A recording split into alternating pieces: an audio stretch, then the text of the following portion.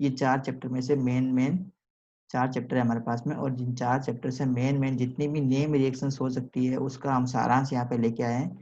तो बहुत ही interesting way में, बहुत ही सिंपल वे में हम 24 केमिकल रिएक्शंस को सीखने जा रहे हैं। तो बहुत बार बच्चों को क्या होता है कि केमिकल रिएक्शंस को याद करने में बहुत ज़्यादा प्रॉब्लम होती है, और खासकर नेमिंग प्रॉब्लम नेम रिएक्शंस में। तो नेम रिएक्शंस में क्या होता है, बहुत बार आप लोग याद करते हैं लेकिन वो केमिकल इक्वेशंस आपको याद नहीं हो पाती है। तो हम यहाँ पे बहुत ही सिंपल ट्रिक में और बहुत इजी वे में आप लोगों को बताने की कोशिश करेंगे कि किस टाइप से इन 24 के केमिकल रिएक्शंस को आप याद कर पाए। तो चलिए देख लेते हैं कौन कौन सी केमिकल इक्वेशंस है जिसको आप करके केमिस्ट्री के अंदर अच्छी पकड़ हासिल कर सकते हैं। तो कौन कौन सी केमिकल इक्वेशंस हम पढ़ने जा रहे हैं यहाँ पे। तो सबसे पहले केमिकल इक्वेशन हम पढ़ेंगे यहाँ पे Finkelstein chemical reactions, then second Swarts reaction, then third is Sandmeyer reactions, then fourth one is Woods reactions, then fifth one is Woods fitting reactions, then sixth one is fitting reactions, then seven one is Friedel-Crafts alkylation, then eight one is Friedel-Crafts acylation। ये जो 8 chemical reactions लिखी है ना, first 8 chemical reactions are related to haloalkane and halo arene, इस chapter से ली गई है। Next chemical equations we are going to discuss in this video lecture, that is hydroboration oxidation reaction, very important, then Kolbe reaction, then Reimer-Tiemann reaction, then 12th is Williamson synthesis. These 4 chemical reactions are belong to our chapter alcohol, phenol and ether. Alcohols, phenols and ether, इस chapter से ये 4 chemical equations ली गई है। तो next हम chemical equations पढ़ने वाले हैं इस चैप्टर के अंदर। नेक्स्ट केमिकल इक्वेशन है हमारे पास में Rosenmund reaction 13, then chemical reactions we are going to discuss Stephan reaction, then 15 one Ettard reaction, then 16 Gattermann-Coase reactions. All reactions are very important. All reactions are very important for exam point of view. महत्वपूर्ण reactions है सारी की सारी, और इसको हम simple trick में याद करने की कोशिश करेंगे इस वीडियो लेक्चर के अंदर अच्छे से। नेक्स्ट हम पढ़ने जा रहे हैं chemical reactions number 17, that is Clemmensen reaction, important again, very important chemical equation and chemical reactions as well for our NEET and G syllabus also, and for our chemistry class 12th CBSE syllabus also। तो CBSE syllabus के लिए भी बहुत important है, साथ में NEET और जी के सिलेबस के लिए भी ये सारी केमिकल इक्वेशंस बहुत ही इंपॉर्टेंट रहने वाली है। तो नेक्स्ट हम पढ़ेंगे वुल्फ-किर्चनर रिएक्शंस, वुल्फ-किर्चनर रिएक्शन। उसके बाद में हम देखेंगे aldol condensation, aldol condensation next हमारी केमिकल इक्वेशन रहने वाली है। देन हम पढ़ेंगे Cannizzaro reaction, then 21st chemical equation will be HBr reaction. HBr means Hell-Vollard-Zelensky reaction. HBr means Hell-Vollard-Zelensky reaction. Next chemical equation जो हम पढ़ने जा रहे हैं इस वीडियो लेक्चर के अंदर वो है Gabriel phthalimide reactions. Then the reactions number 23 will be carbon-amine reactions. It is very important chemical reactions. Then we will discuss about Hofmann-Bromide degradation reactions. तो इन सभी chemical reactions को आप बहुत ही simple way में एक बहुत ही simple trick से समझने वाले हैं। तो चलिए आप हमारे साथ में बने रहिए, आप देख रहे हैं मुझे आपके अपने YouTube चैनल पे। तो चलिए हम स्टार्ट कर देते हैं chemical reactions from the chapter number 1 halo alkane and halo Erin. तो हेलो एल्किन और हेलो एरिन से कौन कौन सी केमिकल रिएक्शंस है इसको हम डिस्कस कर लेते हैं। तो हमने पहले थोड़ी देर पहले बताया था कि chemical reactions from the chapter haloalkane और हेलो एरिन, इससे total 8 chemical reactions, 8 name reactions हमें ध्यान देनी है। तो 8 नेम रिएक्शंस में Finkelstein, Swarts, Sandmeyer, Wurtz Fittig reaction, then Wurtz Fittig reactions के बाद में Fittig reaction, then Friedel Crafts alkylation and Friedel Crafts acylation. ये 8 रिएक्शंस पढ़ेंगे। तो सबसे पहले रिएक्शंस हम डिस्कस कर लेते हैं, फ्रेंकेल-स्टीन रिएक्शन। तो फ्रेंकेल-स्टीन रिएक्शंस है, ये बेस्ट मेथड है टू प्रिपेयर एल्काइल और aryl iodide from the alkyl और एराइल क्लोराइड। अगर हमारे पास में एल्काइल क्लोराइड दे रखा है, एल्काइल क्लोराइड दे रखा है, या फिर हमारे पास में एराइल क्लोराइड दे रखा है, तो उससे अगर हमें एल्काइल आयोडाइड या एल्काइल हैलाइड बनाना है तो ये इस रिएक्शंस को हम यूज में लेंगे। तो जनरली क्या होता है, एल्काइल हैलाइड या एराइल हैलाइड को बना पाना थोड़ा सा मुश्किल टास्क होता है, इसलिए इसको हम किससे बनाते हैं, एल्काइल क्लोराइड से या एराइल क्लोराइड से करवाते हैं। तो इससे हम इसको ऑब्टेन करते हैं। तो क्या करना है, जैसे हमने यहाँ पे ले लिया एराइल क्लोराइड, तो एराइल क्लोराइड में हमने ले लिया ये बेंजीन रिंग, बेंजीन रिंग को बस ये कार्बन लगा हुआ है, कार्बन, देन यहाँ पे Cl लगा हुआ है, तो ये बेंजाइल क्लोराइड है। बेंजाइल क्लोराइड की रिएक्शन, ये बेंजाइल क्लोराइड की मैं यहाँ पे इसको अच्छे से लिख देता हूँ, this is the benzyl chloride CH2 then Cl, it is the benzyl chloride.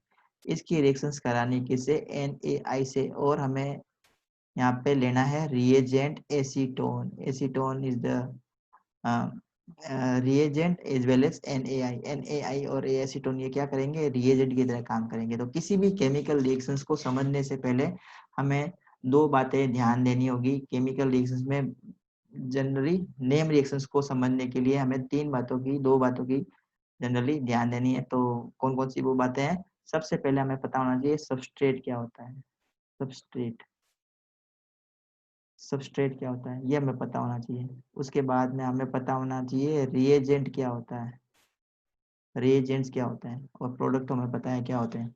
तो सबस्ट्रेट होता है ऐसा मॉलिक्यूल या ऐसा कंपाउंड जिसके ऊपर कोई केमिकल कंपाउंड रिएक्ट करता है। Substrate is that type of chemical compound or a or any chemically substance on which any other chemically substance react। ऐसा सब्सटेंस जिसके ऊपर कोई रिएक्ट करता है उसको हम बोलते हैं सबस्ट्रेट। तो सबस्ट्रेट के ऊपर हमेशा क्या होता है, अटैकिंग होती है, सबस्ट्रेट के ऊपर अटैक होता है, और अटैक करने वाला कौन होता है, रिएजेंट होता है। और सबस्ट्रेट और रिएजेंट दोनों आपस में रिएक्ट करके क्या बना लेते हैं, प्रोडक्ट बना लेते हैं। तो अगर हमें सबस्ट्रेट का पता है, रिएजेंट का पता है, तो हम उससे प्रोडक्ट बना सकते हैं बहुत ही सिंपल वे में। तो कैसे करेंगे ये केमिकल इक्वेशन, तो एराइल क्लोराइड की रिएक्शन किससे करवानी है, सोडियम आयोडाइड से करवानी है। जब सोडियम आयोडाइड से इसकी रिएक्शंस करवाते हैं तो ये एक टाइप की सब्स्टिट्यूशन रिएक्शन है, और एसीटोन की प्रेजेंस में करवानी है। तो एसीटोन क्या करेगा, यहाँ पे एसीटोन एक सोलवेंट की तरह काम करेगा, सोलवेंट की तरह एसीटोन यहाँ पे काम करेगा, और क्या करेगा, इस क्लोराइड को किससे डिस्प्लेस कर देगा, आई से डिस्प्लेस कर देगा। तो हमारे पास में क्या बन जाएगा, एराइल एराइल आयोडाइड बन जाएगा, एराइल आयोडाइड। तो एराइल आयोडाइड में हमने यहाँ पे क्या बनाया, बेंजाइल आयोडाइड। इसी टाइप से अगर हम एल्काइल क्लोराइड की रिएक्शंस करवाते हैं सोडियम आयोडाइड से इन the presence of acetone, acetone यहाँ पे क्या है बेटा, सोलवेंट की तरह यूज में लेंगे हम, इट इज ए सोलवेंट। और NaI क्या है, NI है, NaI यहाँ पे सोडियम आयोडाइड, और सोडियम आयोडाइड यहाँ पे है reagent, it is A reagent. तो हमारे पास में सबस्ट्रेट कौन सा है, alkyl chloride is a substrate, ये सबस्ट्रेट, ये रिएजेंट, और ये सोलवेंट जिसकी प्रेजेंस में सारी केमिकल रिएक्शंस होने वाली है। तो रिएक्शंस का जो प्रोडक्ट होगा वो क्या होगा, एल्काइल आयोडाइड। ये बहुत ही सिंपल केमिकल इक्वेशन है, इसमें सिर्फ सब्स्टिट्यूशन हो रहा है, किसका, हेलोजन ग्रुप का सब्स्टिट्यूशन हो रहा है। यहाँ पे देखो ये क्लोरो था, क्लोरो ग्रुप जुड़ा हुआ था, ये हट गया, किससे डिस्प्लेस हो गया, आयोडीन से ये डिस्प्लेस हो गया। यहाँ पे ये क्लोरो ग्रुप था, किससे डिस्प्लेस हो गया, आयोडीन से डिस्प्लेस हो गया। बस यहाँ पे सिर्फ सब्स्टिट्यूशन होता है। तो वो ये सिंपल केमिकल इक्वेशन है, और इस इक्वेशन का नाम है फिनकेल्स्टीन रिएक्शन।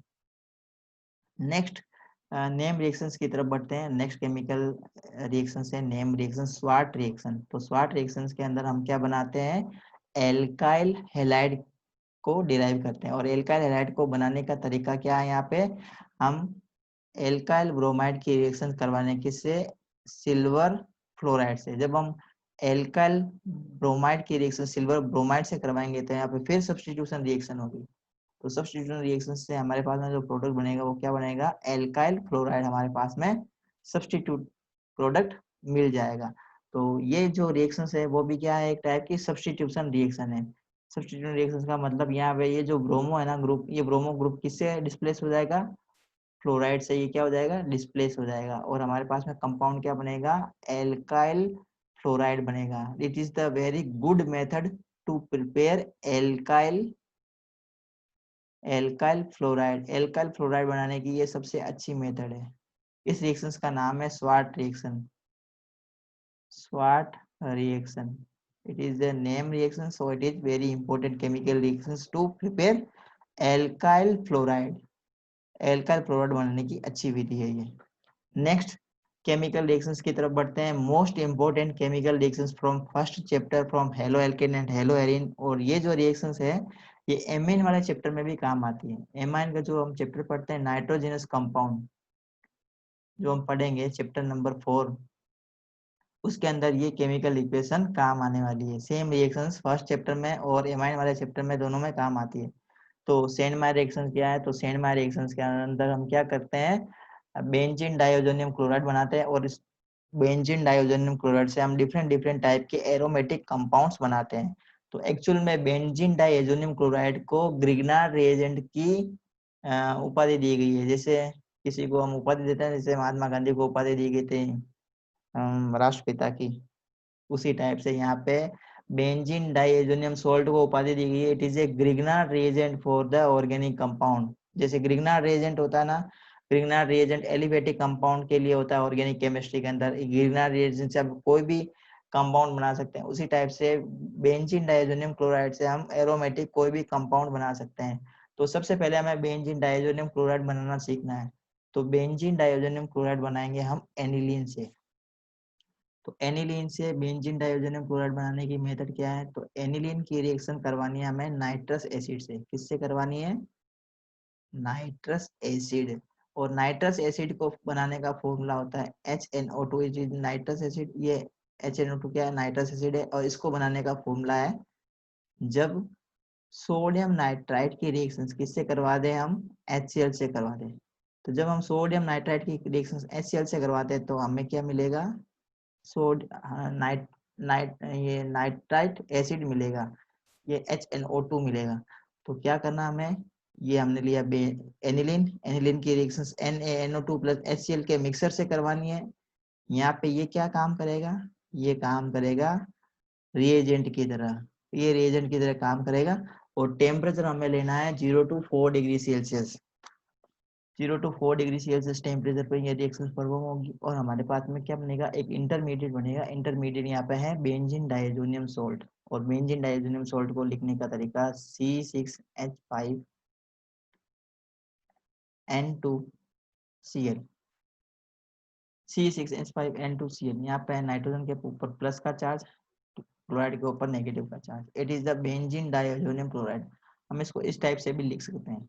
अब ये जो बेंजीन डाइएजोनियम क्लोराइड बना है, इसकी रिएक्शंस में अलग अलग टाइप के रिएजेंट से करवाता हूँ। अलग अलग टाइप के रिएजेंट से मैं अगर इस बेंजीन डाइएजोनियम क्लोराइड की रिएक्शंस करवाता हूँ तो मेरे पास में अलग अलग टाइप के कंपाउंड मिलेंगे।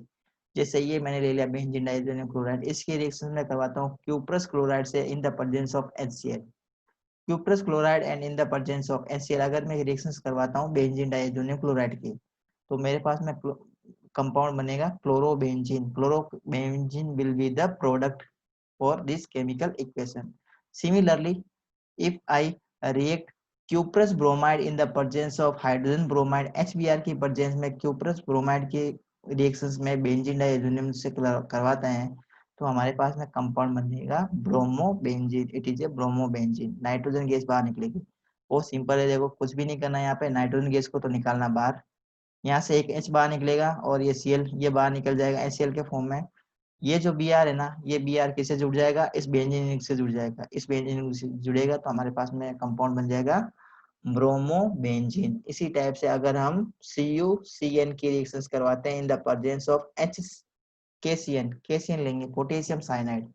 KCN is the potassium cyanide. इसकी रिएक्शंस करवा देंगे क्यूप्रस नाइट्राइल से, यानी क्यूप्रस साइनाइड से। जब हम इसकी रिएक्शंस करवाते हैं बेंजीन डाइएजोनियम क्लोराइड की, तो मेरे पास में कंपाउंड बनता है बेंजोसाइनाइड। ये है बेंजोनाइट्राइल भी बोल सकते हैं इसको, बेंजोनाइट्राइल। इट इज ए बेंजोनाइट्राइल।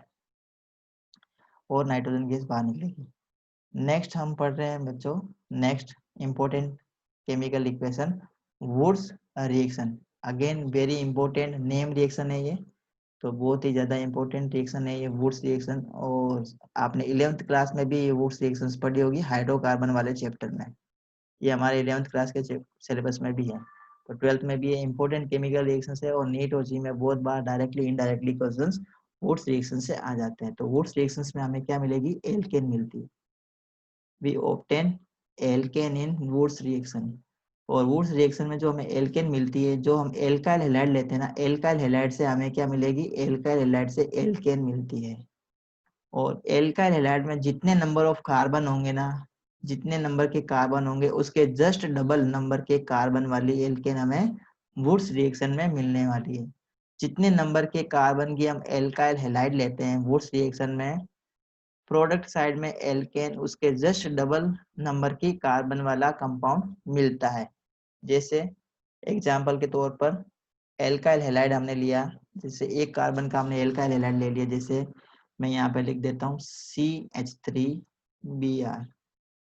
ये एक मैंने एल्काइल हैलाइड लिया, तो यहाँ पे एल्काइल हैलाइड ये जो CH3Br है इसके 2 मोल लेने हैं, मतलब 2 एल्काइल हैलाइड लेना है। इसकी रिएक्शंस करवानी है सोडियम से, इसकी रिएक्शंस करवानी है सोडियम से इन the presence of dry ether, in the presence of dry ether. तो ड्राई ईथर के प्रेजेंस में जब इसके रिएक्शंस करवाएंगे तो NaBr बाहर निकलेगा। देखो ऐसे NaBr, यहाँ सोडियम ले लेंगे 2, NaBr के फॉर्म में ये बाहर निकल जाएगा और कंपाउंड मिलेगा CH3। क्या मिला ये, ethane. Ethane is the compound for Wurtz reaction in the case of alkyl bromide. अगर एल्काइल ब्रोमाइड के अंदर मीथेन मिथाइल ब्रोमाइड ले लेते हैं, इसकी रिएक्शन हम सोडियम से करवाते हैं in the presence of dry ether, we get a compound named ethane. और क्या मिलेगा बाई प्रोडक्ट के फॉर्म में, NaBr। ये बाई प्रोडक्ट है, तो बाई प्रोडक्ट इतना ज्यादा मायने नहीं रखता, हमें प्रोडक्ट के बारे में ज्यादा ध्यान देना है। तो यही सारा इसमें केमिकल इक्वेशन में लिखा है, तो देख लीजिए इसको। By the reactions of by the reactions by these reactions we get alkane and क्या है इसमें खासियत, जस्ट डबल नंबर के कार्बन वाली एल्केन हमें मिलती है from alkyl halide. Alkyl halide से हम क्या बनाते हैं, इसमें एल्केन बनाते हैं। It is the best method to obtain alkane, it is the best method to obtain alkane from alkyl halide. Alkyl halide से एल्केन बनाने की बेस्ट मेथड है। यहाँ पे रिएजेंट हम क्या ले रहे हैं, सोडियम ले रहे हैं, और साथ में सोलवेंट क्या ले रहे हैं, ड्राई ईथर। तो ये 2 बातें आप लोगों को ध्यान रखनी है। अगर आपको केमिकल इक्वेशन में सोडियम दे देते हैं, अगर आपको केमिकल इक्वेशन में सोडियम दे देते हैं, साथ में आपको ड्राई ईथर दे देते हैं, तो आपको समझ जाना है किसकी बात हो रही है, यहाँ पे वुड्स रिएक्शंस की बात हो रही है। तो बहुत ही सिंपल केमिकल इक्वेशन है। नेक्स्ट हम पढ़ लेते हैं next chemical equation, Wurtz Fittig reactions. देखो अगर आप लोगों को वुड्स रिएक्शन समझ में आ जाती है ना, तो अगर एक वुड्स रिएक्शन समझ में आ जाती है तो आपको 3 केमिकल रिएक्शन आराम से समझ में आ जाएगी जो वुड्स से मिलती जुलती है। सबसे पहला तो हमने सीख लिया है वुड्स रिएक्शन के बारे में। अगर ये हमें अच्छे से समझ में आ जाती है तो 2 रिएक्शंस इसके साथ में और हमें याद हो जाएगी, कौन कौन सी है, Wurtz Fittig reaction, Wurtz Fittig reaction, ये हमें समझ में आ जाएगी। ये समझ में आते ही वुड्स फिटिंग रिएक्शन समझ में आ जाएगी तो हमें फिटिंग रिएक्शन भी समझ में आ जाएगी, फिटिंग रिएक्शंस भी हमें समझ में आ जाएगी। तो एक से रिएक्शन याद करना है, दूसरी और तीसरी रिएक्शन ऑटोमेटिक याद हो जाएगी। वुड्स रिएक्शन में हमने क्या पढ़ा, alkyl halide. Alkyl halide react करता है किससे, सोडियम से, किसकी प्रेजेंस में, ड्राई ईथर की प्रेजेंस में, और हमें क्या मिलता है, एल्केन मिलता है। वुड्स फिटिंग रिएक्शन में हम क्या पढ़ने वाले हैं, वुड्स फिटिंग रिएक्शंस में हम देखेंगे, 1 मिनट, वुड्स फिटिंग रिएक्शंस में हम देखने वाले हैं, मैं यहाँ पे आप लोगों को बता देता हूँ अच्छे से। तो वुड्स फिटिंग रिएक्शंस में हम लेंगे एल्काइल हैलाइड, ये एल्काइल हैलाइड ले लिया, मैं यहाँ पे बनाऊंगा वुड्स, हम पढ़ने जा रहे हैं वुड्स फिटिंग रिएक्शन। तो इसके अंदर हमें क्या करना है, एल्काइल हैलाइड की रिएक्शंस करवानी है सोडियम से करवानी है इन the presence of dry ether हमें लेना है, ये तो फिक्स है। इसमें वुड्स हीटिंग रिएक्शन में ड्राई ईथर तो लेना ही लेना है, ये सोलवेंट की तरह काम करता है। सोडियम की प्रेजेंस में इसकी रिएक्शंस करवाएंगे हम एराइल हैलाइड से। किससे करवा देते हैं, एराइल हैलाइड। तो ये मैंने लिख दिया aryl halide, this is the aryl halide. तो क्या होगा यहाँ पे, Na बाहर निकल जाएगा ऐसे, ये Na ये बाहर निकलेगा यहाँ से, ये Na बाहर निकलेगा। तो कंपाउंड क्या मिलेगा मेरे पास में, एरोमेटिक हाइड्रोकार्बन। क्या मिलेगा, एरोमेटिक हाइड्रोकार्बन प्लस Na, ये बाहर निकलेगा। अब इसको मैं लिख के बता देता हूँ किस टाइप से केमिकल इक्वेशन परफॉर्म होने वाली है। तो ये केमिकल इक्वेशन में Rx की जगह मैं ले लेता हूँ CH3Cl प्लस 2Na प्लस मैं यहाँ पे ले लेता हूँ क्लोरोबेंजीन, यहाँ पे मैं ले लेता हूँ chlorobenzene, this is the chlorobenzene. ये मैंने ले लिया क्लोरोबेंजीन। किसकी प्रेजेंस में हो रही है रिएक्शंस, ड्राई ईथर की प्रेजेंस में केमिकल इक्वेशन हो रही है। तो यहाँ लिख देंगे हम ड्राई ईथर। रिएक्शंस किस टाइप से प्रोसीड होगी, ये NaCl बाहर निकल जाएगा यहाँ से। ध्यान से देखिए, ये NaCl यहाँ से बाहर निकलेगा ड्राई ईथर की प्रेजेंस में। तो कंपाउंड मिलेगा मेरे को टोलुइन। कंपाउंड क्या मिलेगा, toluene is the compound, this is the toluene plus 2NaCl। It is the Wurtz Fittig reaction. I think the concept is very clear, आप सभी लोगों को समझ में आया होगा। अगर आप लोगों को केमिकल इक्वेशन समझ में आ रही है तो हमारा चैनल लाइक कीजिए, चैनल को सब्सक्राइब कीजिए और नोटिफिकेशन बेल को दबाइए, ताकि आपको ऐसे ही आपको नोटिफिकेशन मिलते रहें। और अपने दोस्तों को भी शेयर कीजिए। तो चलिए हम नेक्स्ट पढ़ लेते हैं, फिटिंग रिएक्शन। फिटिंग रिएक्शन के बारे में भी देख लेते हैं, बहुत ही सिंपल वे में मैं बता देता हूँ किस टाइप से फिटिंग रिएक्शन होती है। तो पहला हमने वुड्स रिएक्शन पढ़ लिया, 10 सेकेंड हमने वुड्स फिटिंग रिएक्शंस पढ़ ली। अब हम समझने जा रहे हैं वुड्स फिटिंग, सिर्फ फिटिंग रिएक्शन। तो आप लोगों को अगर वुड्स रिएक्शन समझ में आई है, देन फिटिंग रिएक्शन समझ में आए, तो फिटिंग रिएक्शन बहुत ही सिंपल है। इसमें क्या करना है, हमें एराइल हैलाइड लेने हैं, एराइल हैलाइड के 2 मोल लेने हैं, 2 मोल ऑफ एराइल हैलाइड। तो यहाँ पे मैंने लिख दिया एराइल हैलाइड, ये एराइल हैलाइड है। इसकी रिएक्शंस करवानी है सोडियम से, इसकी रिएक्शंस करवानी है सोडियम से। तो हमें 2 मोल लेने हैं, ये 2 मोल हो गए इसके एराइल हैलाइड के। किसकी प्रेजेंस में करवानी है, सेम ड्राई ईथर की प्रेजेंस में ये रिएक्शन होगी। और ड्राई ईथर की प्रेजेंस में रिएक्शन होगी तो मेरे पास में कंपाउंड क्या बनेगा, biphenyl. Biphenyl is the product. तो बाइफेनिल को हम कैसे लिखते हैं, इस टाइप से हम इसको रिप्रेजेंट करते हैं, this is the formula for biphenyl. ये बाइफेनिल का रिप्रेजेंटेटिव स्ट्रक्चर। इसको और किस टाइप से लिख सकते हैं, C6H5 सिंगल बॉन्ड C6H5। ठीक है, तो ये हो गए हमारे पास में वुड्स फिटिंग रिएक्शन। तो सिर्फ एक वुड्स रिएक्शन समझने से हमारे पास में 2 रिएक्शंस और एक्स्ट्रा याद हो जाती है। वुड्स रिएक्शन समझ लो तो बाद में वुड्स फिटिंग रिएक्शन भी समझ में आ जाएगी, और वुड्स फिटिंग समझ में आ जाएगी तो सिर्फ फिटिंग रिएक्शन समझनी है, तो वो भी आराम से आप लोगों को याद हो जाएगी। इसमें क्या करते हैं, एराइल हैलाइड एल्काइल हैलाइड लेते हैं 2 मोल, 2 मोल एल्काइल हैलाइड लेते हैं, इसकी रिएक्शंस करवाते हैं सोडियम से, तो एल्केन मिलता है। इसमें हम क्या लेते हैं, 1 मोल लेते हैं हम एल्काइल हैलाइड और 1 मोल लेते हैं एराइल हैलाइड। एक मोलिक्यूल लेते हैं एल्काइल हैलाइड का, एक मोलिक्यूल लेते हैं एराइल हैलाइड का। रिएक्शंस किसकी प्रेजेंस में करवाते हैं, सोडियम से करवाते हैं in the presence of dry ether. तो हमें क्या मिलता है, एरोमेटिक हाइड्रोकार्बन मिलता है। इसी टाइप से फिटिंग रिएक्शन में क्या करते हैं, 2 मोलिक्यूल लेते हैं हम किसके, एराइल हैलाइड के। 2 मोलिक्यूल अगर हम एराइल हैलाइड के लेते हैं, इसके रिएक्शंस करवाते हैं सोडियम से इन the presence of dry ether. तो हमें क्या मिलता है, डाइफेनिल या बाइफेनिल मिलता है। तो ये केमिकल इक्वेशंस आप लोगों को समझ में आ गई होगी। तो चलिए हम नेक्स्ट केमिकल इक्वेशन की तरफ बढ़ते हैं। तो नेक्स्ट केमिकल इक्वेशन है हमारे पास में, नेक्स्ट हम केमिकल इक्वेशन पढ़ रहे हैं, तो आप लोगों को समझ में आ गया होगा। 5th केमिकल इक्वेशन हमने पढ़ ली है, 6th केमिकल इक्वेशन हमने पढ़ ली है। 7 और 8 केमिकल इक्वेशन की तरफ बढ़ रहे हैं हम। 7 और 8 दोनों केमिकल इक्वेशन है Friedel Crafts reaction. Both are the Friedel Crafts reaction, दोनों फ्रीडल क्राफ्ट रिएक्शन है, और दोनों को याद करने का ट्रिक क्या है वो भी मैं बता देता हूँ। तो हम पढ़ने जा रहे हैं फ्रीडल क्राफ्ट रिएक्शन। तो फ्रीडल क्राफ्ट रिएक्शन के अंदर आप लोगों को ये बात ध्यान देनी है कि इसके अंदर जो रिएजेंट काम आएगा वो आएगा anhydrous anhydrous AlCl3, anhydrous AlCl3, या फिर हम इसमें क्या ले सकते हैं एनहाइड्रस FeCl3।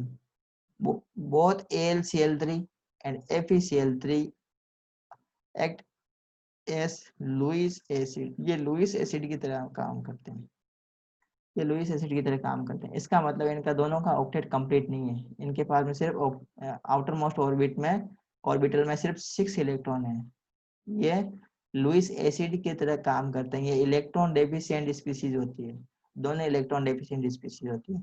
अगर आपको एरो के ऊपर कहीं पे भी एनहाइड्रस AlCl3 दिख जाए या एनहाइड्रस FeCl3 दिख जाए और यहाँ पे डेल्टा का साइन बना हो तो आप समझ जाना किसकी बात हो रही है, यहाँ पे फ्रीडल क्राफ्ट रिएक्शन की बात हो रही है। और फ्रीडल क्राफ्ट रिएक्शन हम पढ़ते हैं in the aromatic compound. Aromatic compound के अंदर हम फ्रीडल क्राफ्ट रिएक्शन इसको देखने वाले हैं। तो बहुत ही सिंपल केमिकल इक्वेशन है।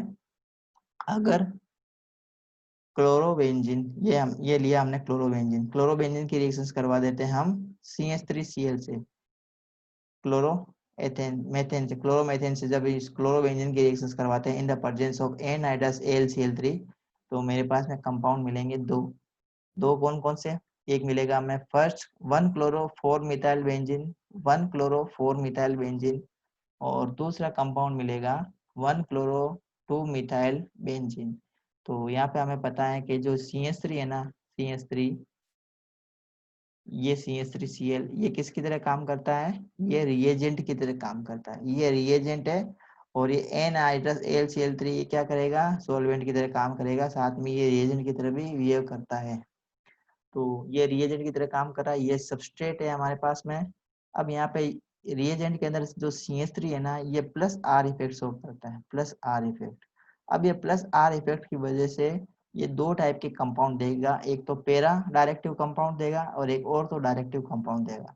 और हमें पता है कि जो पैरा डायरेक्टिव कंपाउंड होते हैं वो स्टेरिक हिंड्रेंस की वजह से ज्यादा स्टेबल होते हैं, स्टेरिक हिंड्रेंस की वजह से ज्यादा स्टेबल होते हैं, क्योंकि यहाँ पे दोनों जो ग्रुप है ना, बल्कि ग्रुप यहाँ पे Cl है और यहाँ पे CH3 है, दोनों एक दूसरे के 180 डिग्री पे है, मतलब इसमें लीस्ट रिपल्सन होता है, सबसे कम इसमें रिपल्सन होगा, तो सबसे ज्यादा स्टेबल ये होता है। और यहाँ पे देखो दोनों बल्कि ग्रुप क्लोरो और CH3 दोनों पास पास में ऑर्थो पोजीशन पे है। तो ऑर्थो पोजीशन पे होने की वजह से क्या यहाँ पे रिपल्सन बहुत ज्यादा होता है, और यहाँ पे रिपल्सन ज्यादा है तो यहाँ पे क्या होगा, ये जो कंपाउंड है क्या होगा, इसकी स्टेबिलिटी कम हो जाएगी। तो अगर हम फ्रीडल क्राफ्ट रिएक्शंस की बात करते हैं तो फ्रीडल क्राफ्ट रिएक्शन के अंदर जो और तो पैरा कंपाउंड होते हैं वो ज़्यादा स्टेबल होते हैं और ज़्यादा उनकी यील्ड होती है, वो मेजर कंपाउंड होते हैं, और जो और तो कंपाउंड होते हैं वो माइनर कंपाउंड होते हैं। तो आई think the chemical equation is very clear, अब सभी लोगों को समझ में आ गई होगी।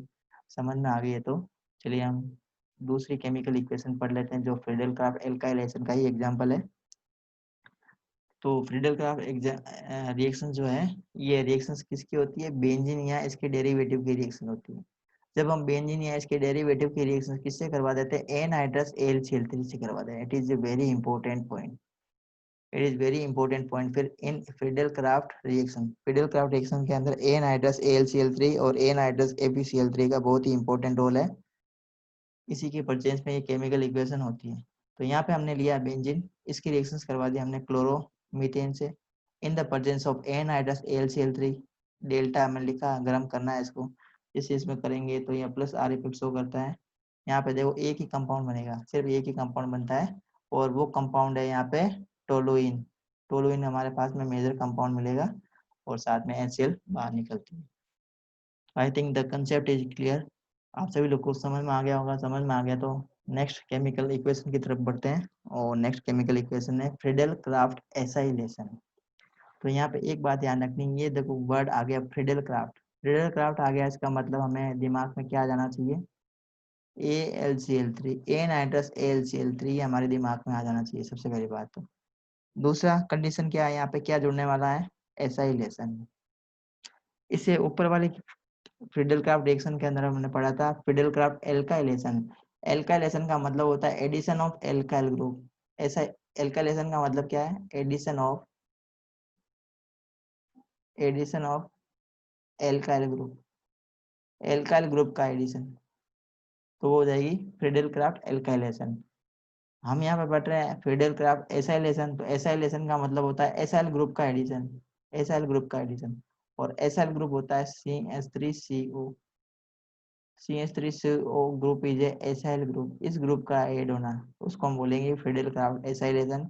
किसकी प्रेजेंस में होगा? ये ड्राई AlCl3 की प्रेजेंस में केमिकल इक्वेशन होने जा रही है। तो अगर हम बेंजीन की रिएक्शंस या बेंजीन के डेरिवेटिव की रिएक्शंस किसकी प्रेजेंस में करवा देते हैं? AlCl3 की प्रेजेंस में, एनहाइड्रस AlCl3 की प्रेजेंस में इसकी रिएक्शंस करवाते हैं। किससे?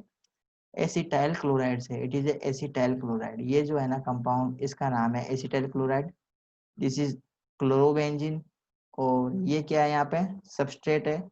ये क्या है? रिएजेंट है। और ये क्या है हमारे पास में?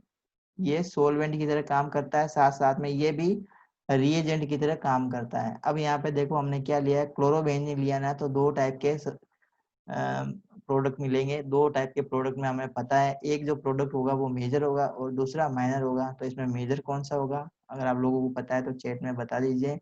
वैसे आप लोगों को यहाँ पे साफ साफ दिख भी रहा है कि जो मेजर कंपाउंड है वो है four chloroacetophenone. It is the four chloroacetophenone. और 2-क्लोरोएसिटोफिनोन है, ये माइनर कंपाउंड है। Four chloroacetophenone is the major compound, two chloroacetophenone is the minor compound. यहाँ पे इसका रीजन क्या है?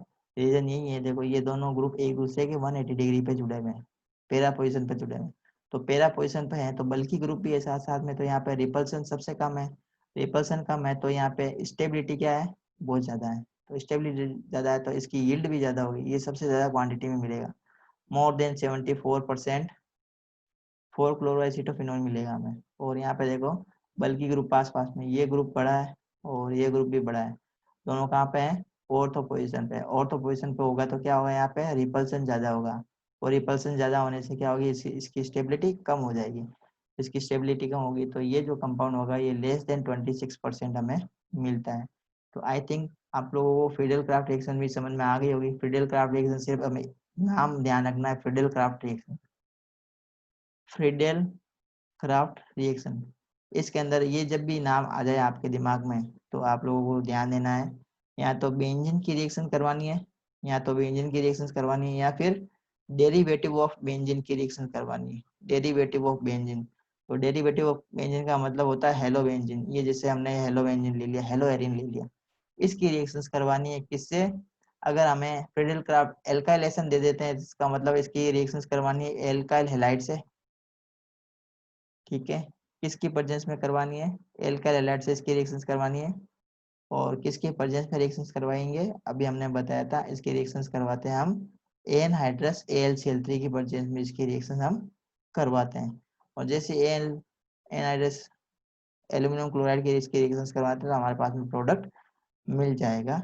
इसी टाइप से अगर हमें फ्रीडल क्राफ्ट एसाइलेशन की बात करते हैं तो एसाइलेशन, फ्रीडल क्राफ्ट रिएक्शंस आ गई दिमाग में तो एरो के ऊपर पहले देख लो, एनहाइड्रस AlCl3 लिखा है, इसका मतलब फ्रीडल क्राफ्ट रिएक्शन है। क्योंकि ये क्या होते हैं? लुईस एसिड होते हैं। लुईस एसिड की प्रेजेंस में ये फ्रीडल क्राफ्ट रिएक्शंस परफॉर्म होती है। तो अगर फ्रीडल क्राफ्ट एसाइलेशन लिखा है तो किससे ऐड करवाना है? हमारे पास में रिएजेंट क्या होगा? Acetyl chloride. एसिटाइल क्लोराइड क्या होगा हमारे पास में? रिएजेंट। ये रिएजेंट की तरह काम करेगा और केमिकल रिएक्शंस के अंदर प्रोडक्ट की फॉर्मेशन करेगा। तो आई think the concept is very clear. तो ये 8 केमिकल इक्वेशन आज हम कंप्लीट कर लिए। तो ये 8 केमिकल इक्वेशन फर्स्ट चैप्टर के अंदर है और सारी नेम रिएक्शन है। नेक्स्ट जो हम चैप्टर पढ़ेंगे और जो केमिकल इक्वेशन नेक्स्ट चैप्टर में हम डिस्कस करने वाले हैं वो 4 केमिकल इक्वेशन है। तो हाइड्रोबोरेशन पढ़ेंगे, कोलबे रिएक्शन पढ़ेंगे, रायमा-टीमान एंड विलियमसन रिएक्शन। ये चारों केमिकल इक्वेशन एल्डिहाइड फिनोल और ईथर वाले चैप्टर से ली गई। ये चारों नेम रिएक्शन है और very very important chemical reaction है। Very very important chemical reaction. तो आप देख रहे हैं मुझे केमिस्ट्री पाठशाला पे। तो लाइक कीजिए, चैनल को सब्सक्राइब कीजिए और नोटिफिकेशन बेल को दबाइए ताकि आपको नोटिफिकेशन मिलता रहे। तो चलिए केमिकल इक्वेशंस को कंप्लीट कर लेते हैं। Hydroboration oxidation reaction. तो केमिकल इक्वेशन को याद करने का एक तरीका है कि एक तो आप इसको कोरिलेट करो, केमिकल इक्वेशंस को अपनी डेली लाइफ से कोरिलेट करो। इनके जो वर्ड्स है ना, इसको कोरिलेट करो। इनको कोरिलेट करोगे, इसको बार बार लिखोगे, बार बार जितना आप प्रैक्टिस करोगे उतना आप लोगों के लिए फायदेमंद है। जितना केमिकल इक्वेशंस को आप लिख लिख के ट्राई करेंगे उतना ज्यादा आप लोगों के लिए फायदेमंद है। अगर सिर्फ आप देखेंगे और उसको आप लिखेंगे नहीं तो आपके लिए थोड़ा सा वो कम मेमोरी में रहेगा। मतलब अगर आपको ज्यादा मेमोरी में रखना है, लंबे समय तक मेमोरी में रखना है, तो इसको केमिकल इक्वेशंस को बार बार लिखिए और केमिकल इक्वेशंस के अंदर जो भी वर्ड दे रखे हैं ना उसको अपने डेली लाइफ से कोरिलेट कीजिए। मतलब अपने एग्जाम्पल आप खुद ही बना लीजिए ताकि आप लोगों को याद रहे। एक छोटी सी शॉर्ट ट्रिक बना लीजिए उससे रिलेटेड, तो आप लोगों को वो याद रहेगी। जैसे यहाँ पे लिखा हुआ हाइड्रोबोरेशन, तो बोरेशन का मतलब यहाँ पे देखो, हाइड्रो का मतलब है वाटर, हाइड्रो का मतलब है यहाँ पे OH से ले लेंगे यहाँ पे, या ओ वाटर से भी ले सकते हैं। तो यहाँ पे हम OH से इसको कोलेट करेंगे। और यहाँ पे बोरेशन का मतलब होता है BF3, इससे हम रिएक्शंस करवाएंगे। तो इसकी रिएक्शंस करवाते हैं। ऑक्सीडेशन रिएक्शन है साथ में, तो ऑक्सीडेशन रिएक्शन है तो हाइड्रोबोरेशन रिएक्शन है, तो इसमें क्या होगा, ऐड होगा क्या, OH ऐड हो जाएगा। OH ऐड होगा, और किसके ऊपर ऐड होगा ये OH, ये एल्किन के ऊपर ऐड होगा।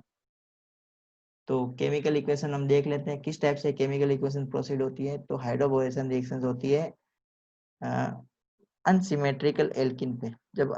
जब हम अनसिमेट्रिकल एल्किन की रिएक्शंस करवाते हैं in the presence of boron trihydride BF3, ठीक है, BF3 की प्रेजेंस में जब इसकी एसिमेट्रिकल एल्किन की रिएक्शंस करवाते हैं in the presence of THF, tetrahydrofuran, तो हाइड्रोबोरेशन होता है। एडिशन ऑफ BH3, ये कंपाउंड इसमें जुड़ता है। तो ये सबसे पहले एक इंटरमीडिएट मिलेगा हमें, ये इंटरमीडिएट है। अब इस इंटरमीडिएट का अगर हम आगे ऑक्सीडेशन करवाते हैं in the presence of H2O2 and NaOH, oxidation करवाते हैं तो हमें क्या मिलेगा, एल्कोहल मिलता है। तो ये जो एडिशन ऑफ H2O हो रहा है ना, यहाँ पे H2O का मतलब यहाँ पे H2O जुड़ रहा है ना मॉलिक्यूल। हाइड्रोबोरेशन मतलब यहाँ पे हम लेंगे H2O का मॉलिक्यूल ऐड हो रहा है। जब हम H2O का मॉलिक्यूल अगर हम एल्किन में ऐड करते हैं ना, किसी भी एल्किन में अगर हम H2O ऐड कर देते हैं मॉलिक्यूल के अंदर केमिकल रिएक्शंस करवा के, तो हमारे पास में क्या मिलता है, एल्कोहल मिलता है। मतलब ऑक्सीडेशन करवा रहे हैं हम तो एल्कोहल मिलेगा यहाँ पे। हम यहाँ पे कौन सी एल्किन ले रहे हैं, यहाँ पे हम ले रहे हैं अनसिमेट्रिकल एल्किन। जब हम अनसिमेट्रिकल एल्किन की बात करते हैं और हाइड्रोबोरेशन करते हैं तो BF3 यूज होगा THF की प्रेजेंस में। तो ये जो रिएक्शंस हो रही है वो सबसे इंपॉर्टेंट बात हमें यहाँ पे ध्यान रखनी है, anti Markovnikov addition reactions होगी। कौन सी रिएक्शन होगी, anti Markovnikov addition reactions, very important term. तो ये एंटी मार्कोनिक ऑफ क्या है, तो मार्कोनिक ऑफ रूल आप लोगों ने 11th क्लास के अंदर पढ़ा होगा। अगर आप लोगों ने 11th क्लास में मार्कोनिक ऑफ रूल नहीं पढ़ा है तो मैं सिंपल वे में बता देता हूँ क्या है एंटी मार्कोनिक ऑफ रूल। तो सबसे पहले हमें मार्कोनिक ऑफ रूल के बारे में थोड़ा सा पता होना चाहिए। अगर हमें मार्कोनिक ऑफ रूल के बारे में थोड़ा सा भी पता है तो एंटी मार्कोनिक ऑफ रूल सीखने में बहुत ही आसानी हो जाएगी। तो मार्कोनिक ऑफ रूल कहता है कि जब भी हम अनसिमेट्रिकल एल्किन लेते हैं, जब भी हम क्या ले लेते हैं, अनसिमेट्रिकल एल्किन, जैसे ये मैंने ले लिया एक अनसिमेट्रिकल एल्किन, इसकी रिएक्शंस करवाता हूँ मैं H2O2 की प्रेजेंस में, ठीक है। जब इसकी रिएक्शंस में H2O2 की प्रेजेंस में करवाता हूँ, ये मैंने ले लिया परोक्साइड, तो परोक्साइड की रिएक्शंस में इसकी प्रेजेंस में करवाता हूँ और H2O का मॉलिक्यूल ऐड करता हूँ। तो H2O के अंदर H कहाँ जाएगा और OH कहाँ जाएगा, तो हमें ये देखना है।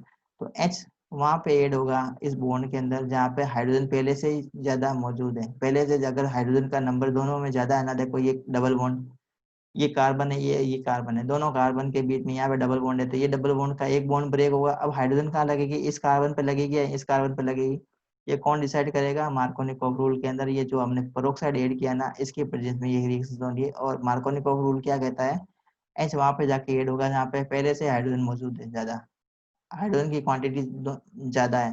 तो दोनों कार्बन का अगर कंपेयर करें तो इसके पास में सिर्फ एक कार्बन है, इसके पास में सिर्फ एक हाइड्रोजन है और इस कार्बन के पास में दो हाइड्रोजन है। हाइड्रोजन कहाँ जुड़ेगा, जहाँ पे पहले से हाइड्रोजन मौजूद है, और OH कहाँ जुड़ेगा, जहाँ पे हाइड्रोजन की क्वांटिटी कम है। तो ये प्रोडक्ट मिलेगा हमें, this is the product, secondary alcohol मिलेगा हमें। ये रिएक्शन हो रही है मार्कोनिकॉफ रूल के अकॉर्डिंग।